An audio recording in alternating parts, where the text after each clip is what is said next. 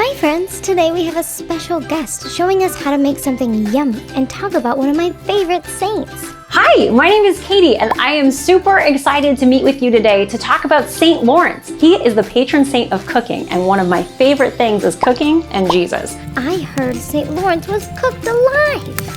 It's a really horrible way to be put to death, but Saint Lawrence wasn't afraid. He knew Jesus was going to be with him throughout the entire ordeal, just like Christ is with you whenever you're in trouble. There's so much for us to learn. So we are gonna work together to make a super yummy dish that I bet you've had before, but it occurs across multiple different cultures, so it's gonna be super fun. Come hang out. Juice bar.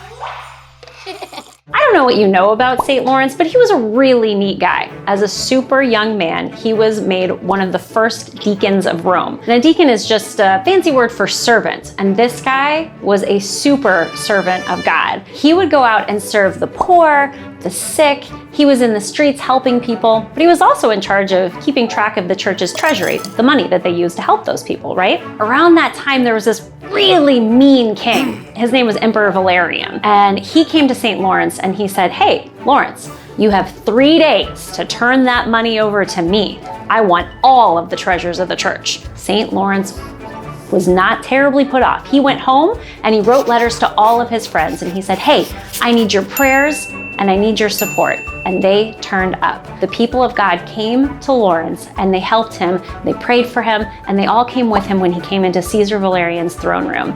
And he said, "Look, Caesar, these are the treasures of the church. The sick, the poor, the suffering, they were all there and they were all supporting him." St. Lawrence said, "It's not the gold or the jewels, it's the people of God that are the treasure of the church. God thinks you and I, we're the most important thing." But Emperor Valerian was not happy. He punished St. Lawrence by putting him over the fire.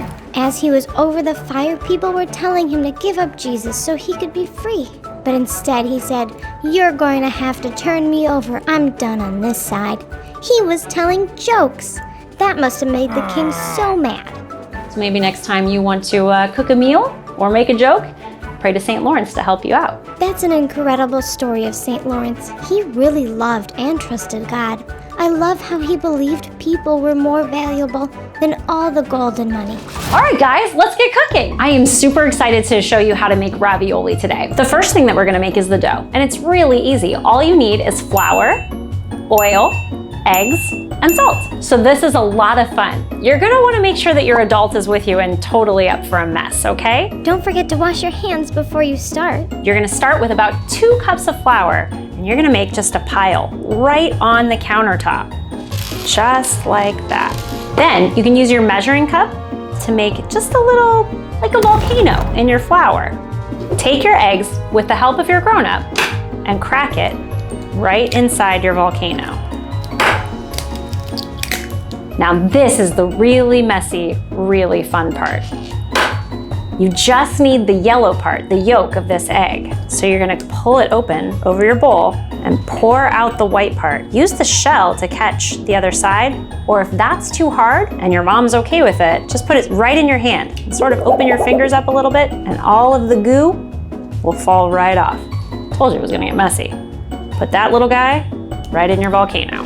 You're gonna take your salt. Usually for me, it's about 1, 2, 3 big pinches. And then about half of a tablespoon of olive oil. And now you're gonna get messy. You're gonna fold all of this in, try to break up those little yolks, and just smush it all around. I like to picture all of the old grandmas all over Italy who used to make this. Before we had any fancy equipment, you would have to do everything with just your hands on the counter. So whenever I make foods that come from other places or from far away, I like to imagine all of the grandmas and grandpas and everybody who hung out together making these foods. It reminds me that we all kind of live together, right? We're all kind of on the same planet, loving the same God. That's why it's so amazing to me that other cultures make something just like a ravioli, but a little bit different. It's sort of like the way that we all serve God, but we're all do it in different ways, right? Once your dough is nice and stretchy and you can get a good little dent in it, you're good to go. And so that we don't end up with something really long, we're gonna cut this in half.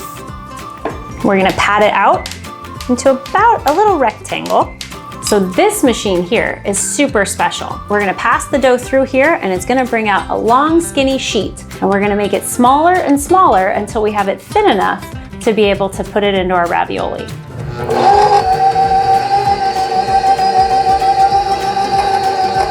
Now we're gonna make the filling, which is the stuff that goes inside of the pasta. First, you'll need some ricotta cheese, some mozzarella, some Parmesan, a lemon, a little bit of pepper, and if you can find it, nutmeg makes this extra special. We're gonna start with the ricotta cheese. That's about half of the container.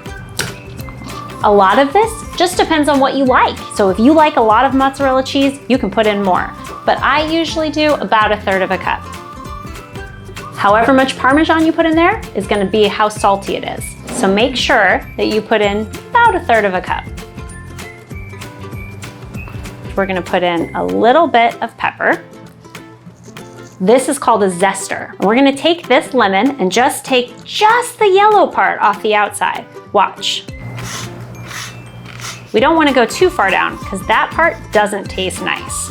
This little guy is very special. It's called nutmeg, and it's a spice that you would put in stuff when it has cheese or eggs. You'll use your zester and just grate it over top. You definitely want an adult to help you with this. This tool is sharp. And then you're just gonna mix all of that up.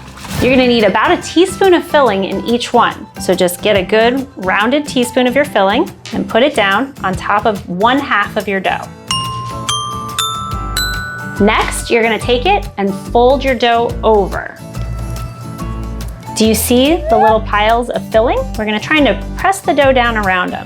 Now we're gonna cut out the raviolis. You can do this a lot of different ways. I have some stamps here. They're in all kinds of different shapes. I have a little wheel like this that has edges on it. But if you don't have any of those things, you can just use a knife. Let's make these together.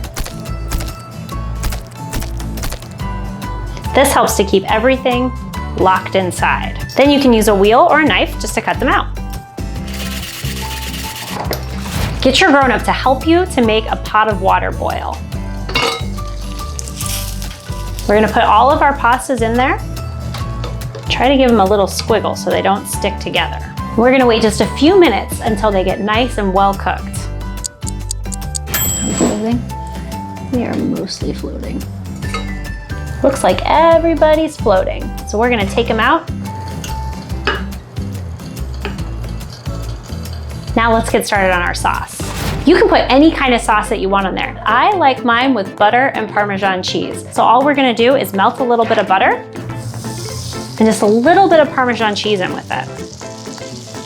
If you're feeling really adventurous, you can add things like garlic or thyme, all sorts of fun spices. This is where you get to be creative. And then we're just gonna pour it on top of our pasta.